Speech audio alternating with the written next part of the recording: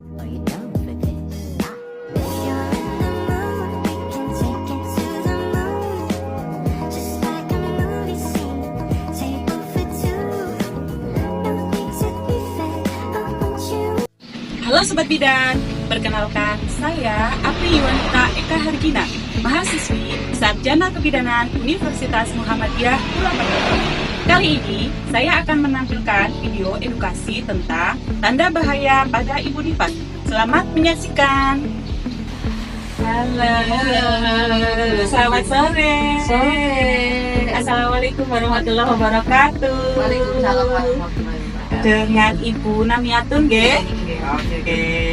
Perkenalkan, saya Bidan Apri Yuwanita Eka Hargina yang jaga sore di Puskesmas Aditala 1. Oke. Ibu sehat, Bu? Alhamdulillah. Alhamdulillah. Ibu baru melahirkan tadi, nggih? Jam pinten? Jam 10 putra ke berapa ini? Ketiga. Alhamdulillah, Masya Allah, selamat ya, dan jadi anak saleh.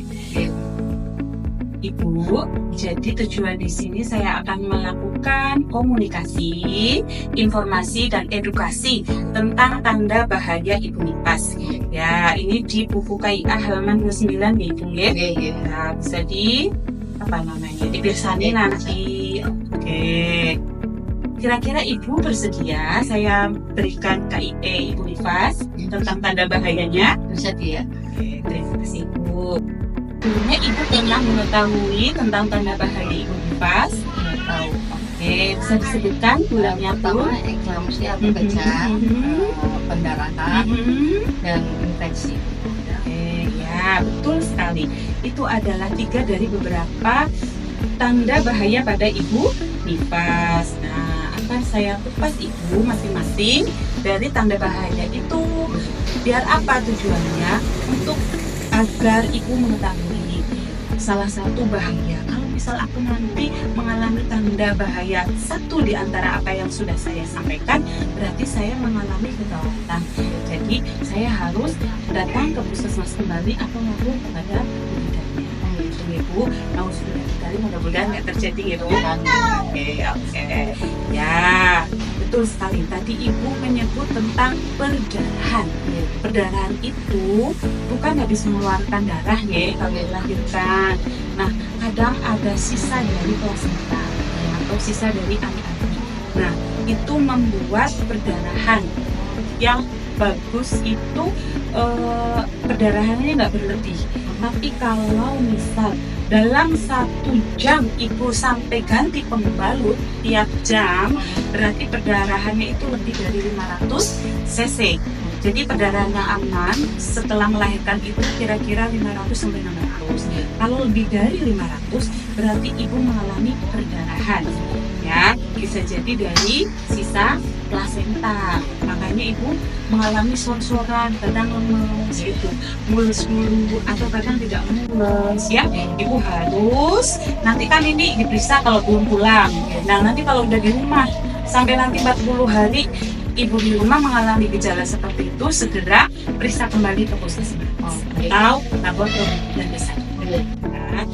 Nah, kemudian yang kedua, ibu menyebutkan tadi infeksi. Infeksi itu tanda-tandanya adalah demam. Ya, demam. Nanti lebih dari 38 derajat Celcius kalau diukur dengan termometer. Nah, sakit tingginya terus menggigil.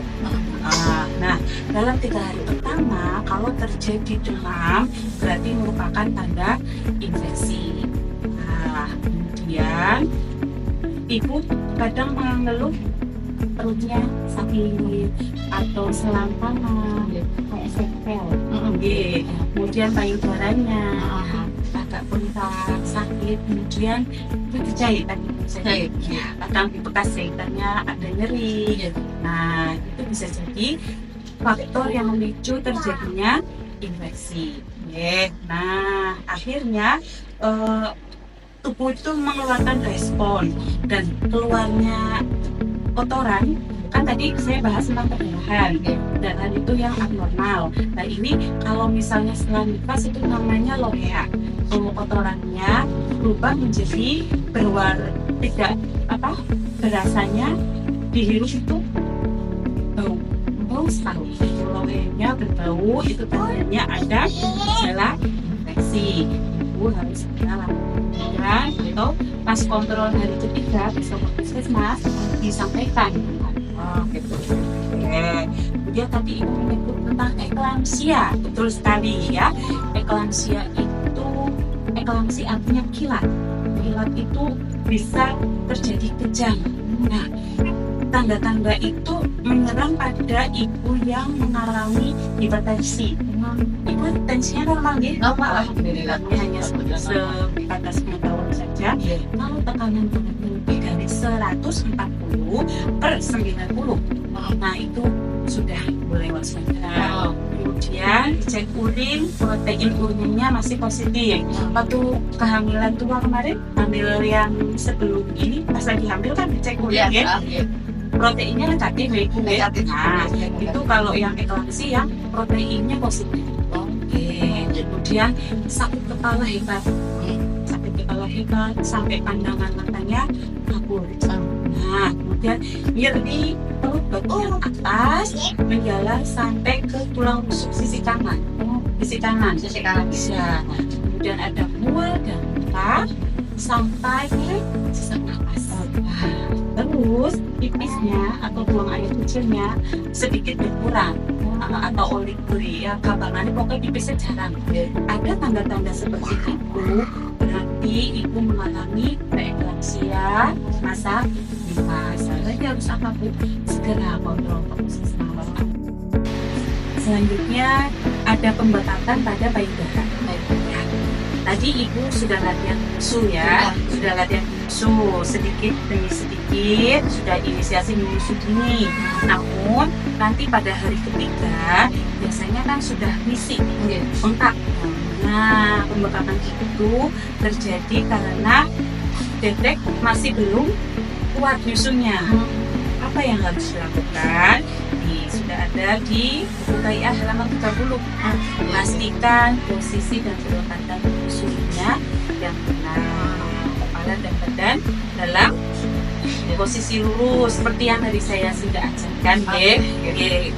Tangannya seperti ini, kayak seperti ini. Ya, ada di sini. Lengkap sekali buku KIA itu. Kemudian wajah bayi menghadap ke payudara dan dagu bayi menempel pada payudara. Perlekatannya juga posisinya lebar, bayi masuk gitu, dagunya menyentuh payudara. Bagian areola itu terlihat, areola itu yang hitam-hitam ini ya. Kemudian bibir bayi memutar keluar agak sedikit doer. Ini gambarnya kan kelihatan doernya, ini areolanya. Nah, ini adalah posisi perlekatan yang benar. Kalau posisinya sudah bagus, ASINnya itu akan lancar, nanti tidak bendung sehingga tidak mentak. Kalau ibu mengalami bendungan payudara dan itu biasanya agak sedikit bikin sakit, apalagi kalau di hari ke-6 disertai tanda kemerahan, itu berarti terjadi radang payudara. Harus segera periksa atau lakukan. Dan selanjutnya tentang makanan. Ya, makanan ibu nggak boleh nantang makanan. Ya. Biasanya nggak boleh makan yang amis-amis. Amis-amis, telur misalnya. Oh, nggak boleh. Katanya katel. Oh gitu. Katel bagian jahitan. Oh kayak gitu. Jadi aja tempe, tahu, protein sayur. Oh protein tapi yang nabati. Oke. Kayak ikan nggak boleh. Oh, nggak boleh. Telur nggak boleh. Telur nggak boleh. Oke. Ayam gitu. Ya, itu anggapan orang-orang lama ya. Tapi kalau menurut penelitian bahwasanya ibu harus mengkonsumsi gizi seimbang dari nasi atau kebutuhan pokoknya sesuai halaman 32 ibu. Nasi, ya nasinya itu 6 porsi satu hari. Kemudian ada protein. Nah, ini hewani, ikan, telur, ayam, malah 2 ini telur. Ikannya 2. Kenapa ini? Ini adalah zat pengatur yang buat jahitan panjenengan cepat sembuh. Kenapa katel? Kalau ini sembuh agak katel itu sebenarnya. Kalau orang dulu malah diilari. Iya, akhirnya nggak sembuh begitu. ibunya ibu harus dahar yang amis-amis tadi, telur, ikan gitu. Kalau mau sembuh, apalagi ini kurang 3, jadi perlu sekali tenaga. Oke, nah tahu tempe boleh gitu. Jangan yang bodoh-bodoh kan doang. Ya nggak apa-apa sih, tapi maksudnya harus ada protein timut-timut, harus ikan itu. Jadi kalau gatal itu Jangan sembuh ikannya. Kemudian sayur-sayuran ya yang untuk melancarkan ASI, bayam atau kakung atau kelor. Kemudian tetap makan buah ya, buahnya malah pisang atau pepaya yang murah ya gampang, jadi nggak sendiri. ya ada Ya, buah. kadang ibu setelah melahirkan takut untuk BAB. Kadang ibu bersalin itu karena takut jahitannya jebol. Padahal enggak, kalau makannya seratnya tinggi, minum air putihnya cukup, ya lebih dari 1 liter. 1 liter itu kira-kira berarti 8 gelas kecil itu 200 ya, atau lebih karena menyusui, itu nanti akan tidak terjadi konstipasi, lancar itu. Jadi jahitannya nggak sakit, beneran. Ya, betul. Nggak perlu menahan, semakin ditahan akan semakin sendiri. Gitu. Jadi terus boleh makan buah. Kadang nggak boleh cuma makan buah jadi mau penyek gitu ya. Apalagi pisang. Masya Allah. Padahal itu adalah kandungan seratnya tinggi sekali ya. Lalunya gampang ya. Kemudian lemak ya. Kata siapa lemak nggak boleh sedikit saja. Kira-kiranya ini ya cuma 5 gram sih kebutuhannya. Dan gula juga boleh. Gula nggak sih kita makan ke susu bisa. Tapi kurangi minum teh atau kopi. Ya, karena ada zat yang mengurangi penyerapan zat besi. Padahal ibu nifas perlu sekali untuk minum tablet-tablet darah biar apa zat besinya bagus terserah pada bayi yang disusui. Tadi saya baca itu dijahit ya, dijahit apa? Tapi harus diperawat. Jadi tadi waktu buang air kecil kerasa perih, wajar karena ada luka ketemu dengan air seni, perih sedikit nggak apa-apa. Tapi harus dirawat dengan cara apa? Cekok yang bersih. Cekoknya itu pakai air mengalir dari atas sampai ke bawah. Jadi dari dari bagian jenitanya atau vaginanya kan atas, rusaknya itu dari atas ke bawah. Karena apa? Kalau bawah kan anus ya, jadi bakteri yang dari anus ke atas gitu. Jadi pusatnya tangan kiri kita itu dari atas ke bawah diguyur pakai air. Harus air dingin atau air hangat? Air dingin aja, air kamar mandi. Oh, ke kamar mandi aja. Nah selanjutnya di halaman 27 kadang itu kan ibu melahirkan ada rasa mengalami proses lahiran yang tadi gitu ya. Masya Allah, belum buka gitu ya. Nyampe rumah terus jahitannya nyeri, disusuin atau bayinya belum keluar asinya rewel, begadang di rumah. Ya, kadang ada membuat ibu itu cemas. Nah, cemas terus sampai di fase ibu tidak mau ngurusi bayinya.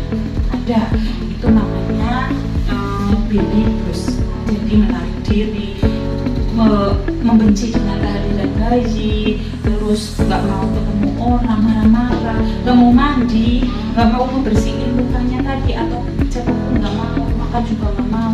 Itu mengalami dengan gejala baby blues. Nah, baby blues itu ada yang mengalami, tapi jarang, kasusnya jarang.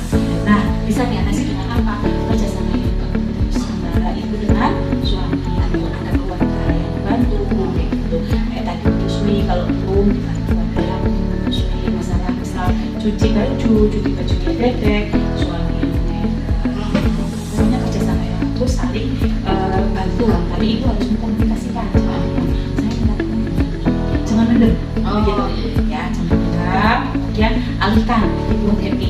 Nanti kan istirahat, makan istirahat yang menyusui, terus moodnya kan kembali lagi. Ya, nyampe rumah seneng, secapek-capeknya kalau lihat bayi pasti seneng. Nah, ini makanya harus terjadi kalau misalnya mengalami hal yang seperti itu.